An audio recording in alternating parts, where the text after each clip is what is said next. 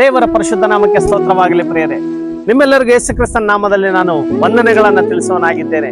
ನೀವೆಲ್ಲರೂ ಸಂತೋಷವಾಗಿದ್ದೀರಿ ಎಂಬುದಾಗಿ ನಾನು ನಂಬುವನಾಗಿದ್ದೇನೆ. ನಿಮ್ಮೆಲ್ಲರಿಗಾಗಿ ನಾವು ಪ್ರಾರ್ಥನೆ ಮಾಡ್ತಾ ಇದ್ದೇವೆ. ರನ್ ಟು ಕ್ರೈಸ್ಟ್ ರಿವೀಲ್ ಮಿನಿಸ್ಟ್ರಿಗಾಗಿ ನೀವು ಪ್ರಾರ್ಥನೆ ಮಾಡಿರಿ ಮತ್ತು ಇದರಲ್ಲಿ ಬರುವಂತೆಲ್ಲ ಆತ್ಮಿಕ ಸಂದೇಶಗಳನ್ನ ನೀವು ಅನೇಕ ಜನರಿಗೆ ಶೇರ್ ಮಾಡೋದ್ರ ಮುಖಾಂತರವಾಗಿ ಈ ಚಾನಲ್ ಅನ್ನ ಪ್ರೋತ್ಸಾಹಿಸಿರಿ ಮತ್ತು ಸಬ್ಸ್ಕ್ರೈಬ್ ಮಾಡಿರಿ ಮತ್ತು ದೇವರು ನಿಮ್ಮೆಲ್ಲರನ್ನ ಆಶೀರ್ವಾದ ಮಾಡಲಿ.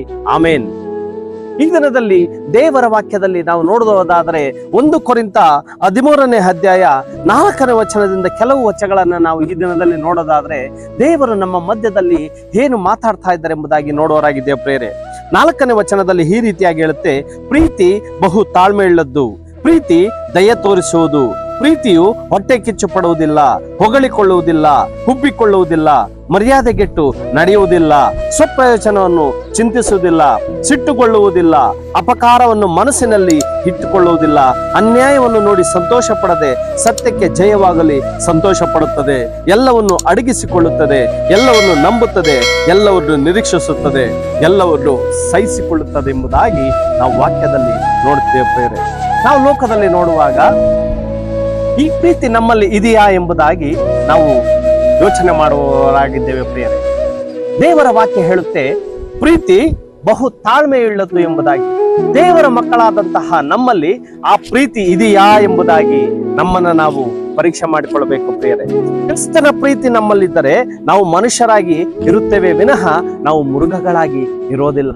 ನಾವು ಒಂದು ಸಾರಿ ನಮ್ಮ ಮಾನವೀಯತ, ನಮ್ಮ ಮನುಷ್ಯತ್ವವನ್ನೇ ನಾವು ಮರೆತು ಬಿಡುತ್ತೇವೆ ಪ್ರಿಯರೇ.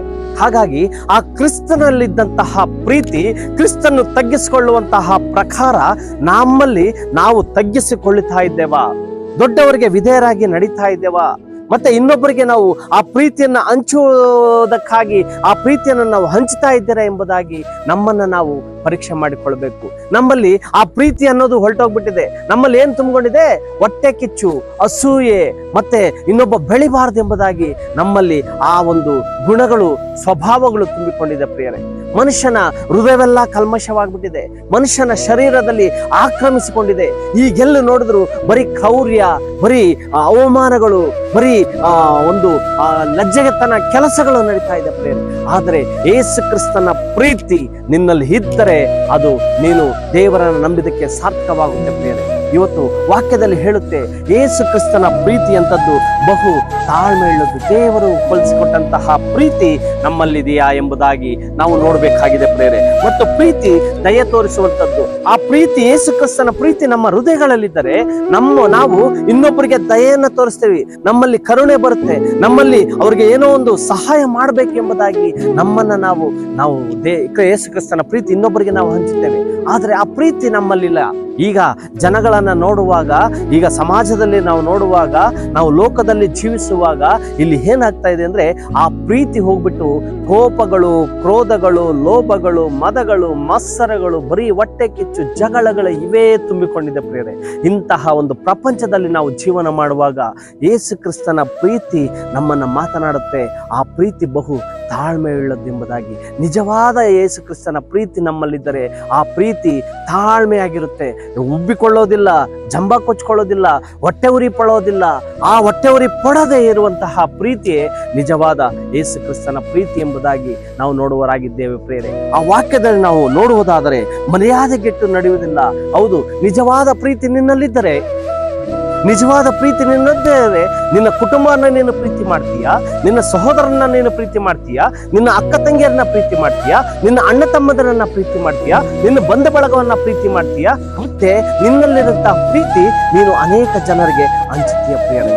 ಆದ್ರೆ ನಾವಿಲ್ಲಿ ಲೋಕದಲ್ಲಿ ನೋಡುವಾಗ ನಮ್ಮಲ್ಲಿ ಆ ಪ್ರೀತಿ ಸತ್ತೋಗಿದೆ. ಆ ಪ್ರೀತಿ ಅನ್ನೋದೇ ಇಲ್ಲ. ಪ್ರೀತಿ ಅನ್ನುವಂತಹ ಪದ ನಾವು ಇವತ್ತು ಡಿಕ್ಷನರಿಯಲ್ಲಿ ಹುಡುಕುವಂತಹ ಒಂದು ಸಮಯ ಆಗಿದೆ ಪ್ರಿಯರೇ. ಹಾಗಾಗಿ ಆ ಒಂದು ನಾವು ಬರೀ ವಾಕ್ಯದಲ್ಲಿ ನಾವು ನೋಡ್ತೀರಿ, ಈ ತರ ಇತ್ತು, ಆ ತರ ಇತ್ತು, ಅವ್ರು ಹಿಂಗ್ ಮಾಡಿದ್ರು, ಇವ್ರು ಹಿಂಗ್ ಮಾಡಿದ್ರು, ಬರೀ ಇನ್ನೊಬ್ಬರ ಬಗ್ಗೆ ನಾವು ಮಾತಾಡೋದೇ ಆಗೋಯ್ತು, ಅವ್ರ ಬಗ್ಗೆ ನಾವು ತಲೆ ಕೆಡ್ಸ್ಕೊಳ್ಳೋದೇ ಆಗಾಯ್ತು. ಆದ್ರೆ ನಾವು ಏನ್ ಮಾಡ್ತಾ ಇದ್ರಿ? ಆ ಪ್ರೀತಿ ನಮ್ಮಲ್ಲಿದೆ ಎಂಬುದಾಗಿ ನಮ್ಮನ್ನ ನಾವು ಕೆಲವೊಂದು ಸಾರಿ ಮರ್ತು ಬಿಡ್ತೀರಿ. ನಮ್ಮ ಮನಸ್ಸುಗಳನ್ನ ನಮ್ಮ ಹತೋಟಿಯಲ್ಲಿರೋದಿಲ್ಲ, ನಮ್ಮ ಬಾಯಿ ಮಾತು ನಮ್ಮ ಹತೋಟಿಯಲ್ಲಿರಲ್ಲ, ನಮ್ಮ ಗುಣ ಗುಣಗಳು ನಮ್ಮನ್ನ ಕೆಡಿಸುತ್ತೆ, ನಮ್ಮ ನಾಲಿಗೆ ನಮ್ಮನ್ನ ಕೆಡಿಸುತ್ತೆ.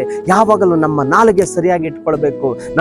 ನಾವು ಯೇಸು ಕ್ರಿಸ್ತನ ಪ್ರೀತಿಯಲ್ಲಿ ನೆಲೆಗೊಂಡಿರೋ ಪ್ರಕಾರವಾಗಿ ದೇವರು ಹೇಳ್ತಾರೆ, ನಾನು ಪರಿಶುದ್ಧನಾಗಿರೋ ಪ್ರಕಾರವಾಗಿ ನೀವು ಪರಿಶುದ್ಧರಾಗಿರಿ ಎಂಬುದಾಗಿ ದೇವರ ವಾಕ್ಯ ಹೇಳುತ್ತೆ. ಹೌದು, ಆ ಪರಿಶುದ್ಧತೆ ಅನ್ನೋದು ನಮ್ಮದಿಲ್ಲ, ಆ ದೇವರ ಪ್ರೀತಿ ಅನ್ನೋದು ನಮ್ಮಲ್ಲಿಲ್ಲ. ದೇವರ ಪ್ರೀತಿ ನಮ್ಮಲ್ಲಿಲ್ಲ ಅಂದ್ರೆ ನಾವು ದೇವರನ್ನ ಏಕೆ ನಾವು ಆರಾಧನೆ ಮಾಡ್ತಾ ಇದ್ದಾರೆ ಎಂಬುದಾಗಿ ಇವತ್ತು ನಮ್ಮಲ್ಲಿ ಒಂದು ಕ್ವಶನ್ ಬರುತ್ತೆ ಪ್ರಿಯರೇ. ಹಾಗಾಗಿ ದೇವರ ವಾಕ್ಯ ಹೇಳುತ್ತೆ, ದೇವರ ಪ್ರೀತಿ ಮನುಷ್ಯನಲ್ಲಿ ದೇವರ ಪ್ರೀತಿ ಹಡಕವಾಗಿದ್ರೆ ಅವನು ಉಬ್ಬಿಕೊಳ್ಳುವುದಿಲ್ಲ, ಮರ್ಯಾದೆಗೆಟ್ಟು ನಡೆಯೋದಿಲ್ಲ, ಅವನು ಬೇರೆ ಇನ್ನೊಬ್ಬರನ್ನ ನಿಂದಿಸೋದಿಲ್ಲ. ಹಾಗಾಗಿ ಇಲ್ಲಿ ಏನಾಗುತ್ತಂದ್ರೆ ದೇವರ ಪ್ರೀತಿ ಇಲ್ಲದಾಗಿದೆ. ಆ ಮನುಷ್ಯನಲ್ಲಿ ಸೈತಾನನ ಗುಣಗಳು ಯಾವಾಗ ಆಕ್ರಮಿಸಿಕೊಳ್ಳುತ್ತೋ, ಸೈತಾನ ಗುಣಲಕ್ಷಣಗಳು ಯಾವಾಗ ಅವನ ಮನುಷ್ಯನಲ್ಲಿ ಇರುತ್ತೋ, ಆವಾಗ ಏನಾಗುತ್ತೆ, ಮದ, ಮತ್ಸರ, ಕೋಪ, ಕ್ರೌರ್ಯ ಇವೆಲ್ಲ ತನ್ನಷ್ಟಕ್ಕೆ ತಾನೇ ಬರುತ್ತೆ. ಹಾಗಾಗಿ ಅವನು ಮನುಷ್ಯನ ಹಿಡಿತದಲ್ಲ. ಯೇಸು ಕ್ರಿಸ್ತನ ಪ್ರೀತಿ ಅವನಲ್ಲಿಲ್ಲ ಅಂದರೆ ಅವನು ಇನ್ನೊಬ್ಬರಿಗೆ ಹೇಳೋದಕ್ಕೆ, ಮಾತಾಡೋದಕ್ಕೆ ಅವರಿಗೆ ಯಾವುದೇ ಅರ್ಹತೆ ಇಲ್ಲ ಎಂಬುದಾಗಿ ದೇವರ ವಾಕ್ಯದ ಮುಖಾಂತರವಾಗಿ ಹೇಳೋದಕ್ಕೆ ಇಷ್ಟಪಡ್ತೇನೆ ಪ್ರೇರೆ. ಆದರೆ ಈ ವಾಕ್ಯ ಹೇಳುತ್ತೆ, ಅನ್ಯಾಯವನ್ನು ನೋಡಿ ಸಂತೋಷ ಪಡದೆ ಸತ್ಯಕ್ಕೆ ಜಯವಾಗಲಿ ಸಂತೋಷ ಪಡುತ್ತೆ. ಹೌದು, ನಿಜವಾದ ಪ್ರೀತಿ ಯಾರಲ್ಲಿರುತ್ತೋ, ನಿಜವಾದ ಪ್ರೀತಿ ಯಾವ ಮನುಷ್ಯನಲ್ಲಿರುತ್ತೋ ಅವನು ಏನ್ ಮಾಡ್ತಾನೆ, ಅನ್ಯಾಯವನ್ನ ನೋಡಿ ಸಂತೋಷ ಪಡೋದಿಲ್ಲ. ಕೆಲವರು ಅವನು ಸಾಯ್ತಾ ಇದ್ರೆ, ಅವನು ಹಾಳಾಗ್ತಾ ಇದ್ರೆ, ಅವನು ಅನಾರೋಗ್ಯದಲ್ಲಿ ಬಿದ್ದಿದ್ರೆ, ಅವನಿಗೇನೋ ಒಂದು ಕಷ್ಟ ಇದೆ ಅಂದ್ರೆ ನೋಡ್ಬಿಟ್ಟು ಏನ್ ಮಾಡ್ತಾರೆ, ನಗೆಯಕ್ಕೆ ಸ್ಟಾರ್ಟ್ ಮಾಡ್ತಾರೆ ಪ್ರೇರೆ. ಅವನು ಯಾಕೆ ಅವನು ಈ ತರ ಆಗಿದ, ಅವನು ಇನ್ನೂ ಕೆಳಗೆ ಹೋಗ್ಬೇಕು, ಅವನು ಹಾಳಾಗೋಗ್ಬೇಕು, ಅವನು ಉದ್ಧಾರ ಆಗ್ಬಾರ್ದು, ಅವನು ಬೆಳಿಬಾರ್ದು ಎಂಬುದಾಗಿ ಮನುಷ್ಯನ ಸ್ವಭಾವಗಳು ಮನುಷ್ಯ ಒಂದು ಹಡಕವಾಗಿದೆ ಪ್ರೇರೆ. ಹಾಗಾಗಿ ಇವತ್ತು ನಾವು ದೇವರ ಪ್ರೀತಿಯನ್ನ ನಾವು ಫಾಲೋ ಮಾಡಬೇಕಾಗಿದೆ.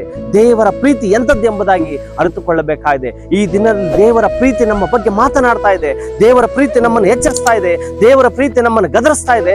ಇವತ್ತಿಂದ ನೀನು ಬದಲಾಯಿಸ್ಕೊ ನಿನ್ನನ್ನು ಎಂಬುದಾಗಿ ನಮ್ಮನ್ನ ಇವತ್ತು ಹೇಳ್ತಾ ಇದೆ ಪ್ರೇರೆ.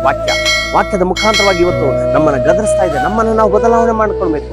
ಯೇಸು ಕ್ರಿಸ್ತನಲ್ಲಿ ಪ್ರೀತಿ ನಮ್ಮಲ್ಲಿ ನೆಲೆಗೊಂಡಿದ್ದರೆ ನಾವು ಯೇಸು ಕ್ರಿಸ್ತನ ಮಕ್ಕಳಾಗೋದಕ್ಕೆ ಒಂದು ಲಾಯಕ್ಕು, ಇಲ್ಲಾಂದ್ರೆ ನಾವು ಅದಕ್ಕೆ ಅರ್ಹರಲ್ಲ ಎಂಬುದಾಗಿ ಹೇಳೋದಕ್ಕೆ ಇಷ್ಟಪಡ್ತೀನಿ ಪ್ರೇರೆ. ಮತ್ತು ವಾಕ್ಯದಲ್ಲಿ ನೋಡುವ ಪ್ರಕಾರ ಪ್ರೀತಿ ಎಲ್ಲವನ್ನ ಅಡಗಿಸಿಕೊಳ್ಳುತ್ತದೆ, ಎಲ್ಲವನ್ನ ನಂಬುತ್ತದೆ, ಎಲ್ಲವನ್ನ ನಿರೀಕ್ಷಿಸುತ್ತೆ, ಎಲ್ಲವನ್ನ ಸಹಿಸಿಕೊಳ್ಳುತ್ತೆ. ಯಾರಲ್ಲಿ ಒಂದು ಶ್ರಮೆ, ದಮೆ, ಒಂದು ಸಾಫ್ಟ್ನೆಸ್ ಇರುತ್ತೋ, ಒಂದು ಪ್ರೀತಿ ಒಂದು ಹೃದಯದಲ್ಲಿ ಇರುತ್ತೋ, ಆ ಮನುಷ್ಯನು ಕೋಪ ಮಾಡ್ಕೊಳ್ಳೋದಿಲ್ಲ, ಇನ್ನೊಬ್ಬರಿಗೆ ಅನ್ಯಾಯವನ್ನ ಬಯಸೋದಿಲ್ಲ, ಇನ್ನೊಬ್ಬನ ಬೆಳೆಯೋದನ್ನ ನೋಡಿ ಅವನು ಹೊಟ್ಟೆ ಕಿಚ್ಚಿಕೊಳ್ಳೋದಿಲ್ಲ. ತನ್ನ ಮಕ್ಕಳಿರ್ಬೋದು, ತನ್ನ ಕುಟುಂಬ ಇರ್ಬೋದು, ಅಣ್ಣ ತಮ್ಮಂದಿರ್ಬೋದು, ಬಂಧು ಬಳಗ ಇರ್ಬೋದು, ಅವರು ಎಲ್ಲರೂ ಬೆಳೀತಾ ಇದ್ರೆ ಅದನ್ನ ನೋಡಿ ಆ ಮನುಷ್ಯನು ಅವನು ಆಶೀರ್ವಾದ ಮಾಡ್ತಾನೆ, ಚೆನ್ನಾಗಿರ್ಬೇಕೆಂಬುದಾಗಿ ಆಶೀರ್ವಾದ ಮಾಡ್ತಾನೆ ಪ್ರೇರೆ. ಹಾಗಾಗಿ ನಾವು ಈ ವಾಕ್ಯದ ಮುಖಾಂತರವಾಗಿ ಯೇಸು ಕ್ರಿಸ್ತನ ಪ್ರೀತಿ ನಮ್ಮಲ್ಲಿ ನೆಲೆಗೊಂಡಿರಬೇಕು. ಯೇಸು ಕ್ರಿಸ್ತನ ಪ್ರೀತಿ ನಮ್ಮಲ್ಲಿಲ್ಲ ಅಂದರೆ ನಾವು ಮನುಷ್ಯರಾಗಿರೋದಕ್ಕೆ ಸಾಧ್ಯ ಇಲ್ಲ ಪ್ರೇರೆ. ಹಾಗಾಗಿ ಯೇಸು ಕ್ರಿಸ್ತನ ಪ್ರೀತಿ ಅದು ಎಲ್ಲವನ್ನ ಅಡಗಿಸುತ್ತದೆ, ಎಲ್ಲವನ್ನ ಅರ್ಥ ಮಾಡಿಕೊಳ್ಳುತ್ತದೆ. ನಾವು ವಾಕ್ಯವನ್ನು ಓದುವಂತಹ ಬುದ್ಧಿವಂತರಾದ ನಾವು, ಅನೇಕ ಜನ ನಾನು ಜ್ಞಾನಿ ಎಂಬುದಾಗಿ ತನ್ನನ್ನು ತಾನೇ ಜಂಬ ಕೊಚ್ಕೊಳ್ತಾರೆ. ಆದ್ರೆ ಅಲ್ಲಿ ನೋಡಿದ್ರೆ ಏನೂ ಇಲ್ಲ, ತಲೆಯಲ್ಲಿ ಬರೀ ಏನೂ ಇರೋದಿಲ್ಲ, ಬರೀ ಕೆಲಸಕ್ಕೆ ಬಾರದ ಮಾತುಗಳನ್ನು ಹಾಡುವ ಮುಖಾಂತರವಾಗಿ ತನ್ನ ಜಂಬವನ್ನ ಲೋಕದ ಜನಗಳ ಮಧ್ಯದಲ್ಲಿ ತೋರ್ಪಡಿಸ್ತಾರೆ. ಆದರೆ ಇವತ್ತು ನಾವು ಯೇಸು ಕ್ರಿಸ್ತನ ಪ್ರೀತಿ ನಮ್ಮಲ್ಲಿ ಇದೆಯಾ ಎಂಬುದಾಗಿ ನಾವು ಪರೀಕ್ಷೆ ಮಾಡಿಕೊಳ್ಬೇಕಾಗಿದೆ. ಆ ಪ್ರೀತಿ ನಮ್ಮಲ್ಲಿದ್ದಾಗ ನಮ್ಮಲ್ಲಿ ಪ್ರೀತಿ, ಶಾಂತಿ, ಸಮಾಧಾನ, ದಯೆ ಎಲ್ಲವೂ ನಮ್ಮಲ್ಲಿ ಬರುತ್ತದೆ. ಯೇಸು ಕ್ರಿಸ್ತನು ನಿಮ್ಮೆಲ್ಲರನ್ನ ಆಶೀರ್ವಾದ ಮಾಡಲಿ. ನಿಮಗಾಗಿ ನಾವೆಲ್ಲರೂ ಪ್ರಾರ್ಥನೆ ಮಾಡುವವರಾಗಿದ್ದೇವೆ. ಈ ವಾಕ್ಯಗಳ ಮುಖಾಂತರವಾಗಿ ದೇವರು ನಿಮ್ಮೆಲ್ಲರನ್ನ ಮುಟ್ಟಲಿ, ನಮ್ಮಲ್ಲಿ ಇಂದಿನಿಂದ ಬದಲಾವಣೆ ಬರಲಿ ಮತ್ತು ಯೇಸು ಕ್ರಿಸ್ತನ ಪ್ರೀತಿ ನಮ್ಮೆಲ್ಲರಲ್ಲಿ ಬರಲಿ ಎಂಬುದಾಗಿ ನಾನು ಈ ವಾಕ್ಯವನ್ನ ಮುಗಿಸುವನಾಗಿದ್ದೇನೆ. ದೇವರು ಎಲ್ಲರನ್ನ ಆಶೀರ್ವಾದ ಮಾಡಲಿ. ಆಮೆನ್. ಪ್ರಾರ್ಥನೆ ಮಾಡೋಣ. ಪರಿಶುದ್ಧನಾದ ದೇವರೇ, ನಿನ್ನ ಘನವುಳ್ಳ ನಾಮಕ್ಕೆ ಸ್ತೋತ್ರ ಕರ್ತನೆ. ಈ ದಿನದಲ್ಲಿ ವಾಕ್ಯದಲ್ಲಿ ನೋಡುವ ಪ್ರಕಾರವಾಗಿ ಕರ್ತನೆ, ಪ್ರೀತಿ ಜಂಬ ಕೊಚ್ಚಿಕೊಳ್ಳುವುದಿಲ್ಲ, ಉಬ್ಬಿಕೊಳ್ಳುವುದಿಲ್ಲ, ಮರ್ಯಾದೆಗೆಟ್ಟು ನಡೆಯುವುದಿಲ್ಲ, ಎಲ್ಲವನ್ನು ಸಹಿಸಿಕೊಳ್ಳುತ್ತದೆ, ಎಲ್ಲವನ್ನ ನಂಬುತ್ತದೆ ಎಂಬುದಾಗಿ ನಾವು ನೋಡುತ್ತೇವೆ ಕರ್ತನ ದೇಶವೇ. ಹೌದು ಕರ್ತನೆ, ಆ ಪ್ರೀತಿ ನಮ್ಮಲ್ಲಿ ಬರುವ ಹಾಗೆ ನೀನು ಸಹಾಯ ಮಾಡು ಕರ್ತನ ದೇಶವೇ. ಕರ್ತನೆ, ಪ್ರೀತಿಯನ್ನು ಬಿಟ್ಟು ದೇವ ದ್ವೇಷಿಸುವಂತ ನಿನ್ನ ಜನರು ಕರ್ತನೆ ಇಂದಿನಿಂದ ಬದಲಾವಣೆಗೊಳ್ಳುವಾಗೆ ದೇವ ನೀನು ಕಾರ್ಯವನ್ನು ಮಾಡು ಕರ್ತನ ದೇಶವೇ. ಇಂದಿನಿಂದ ಬದಲಾವಣೆಗೊಳ್ಳಲಿ ಈ ವಾಕ್ಯದ ಕೇಳುವಂತ ಎಲ್ಲ ನಿನ್ನ ಜನರು ಕರ್ತನ ದೇಶವೇ. ಅವರಲ್ಲಿರುವಂತ ಎಲ್ಲ ಅನ್ಯೋನ್ಯತೆಗಳಿದ್ದರೆ, ಅವರಲ್ಲಿ ಏನಾದರೂ ಕುಂದು ಕೊರತೆಗಳಿದ್ದರೆ ಇಂದಿನಿಂದ ಬದಲಾವಣೆಗೊಂಡು ದೇವ ನಿನಗಾಗಿ ದೇವ ನಿನ್ನ ಸಾಕ್ಷ್ಯ ಮಕ್ಕಳಾಗಿ, ನಿನ್ನ ಪ್ರೀತಿಯ ಮಕ್ಕಳಾಗಿ ದೇವ ನಿನ್ನಲ್ಲಿ ಬೆಳೆಯುವಾಗೆ ಸಹಾಯವನ್ನು ಮಾಡು. ಎಲ್ಲ ಸ್ತುತಿಗನ ಮಾನ ಮಹಿಮೆ ನಿಮಗೆ ಸಲ್ಲಿಸುತ್ತಾ ಯೇಸುವಿನ ಮುದ್ದಾದ ನಾಮದಲ್ಲಿ ತಂದೆ, ಆಮೆನ್.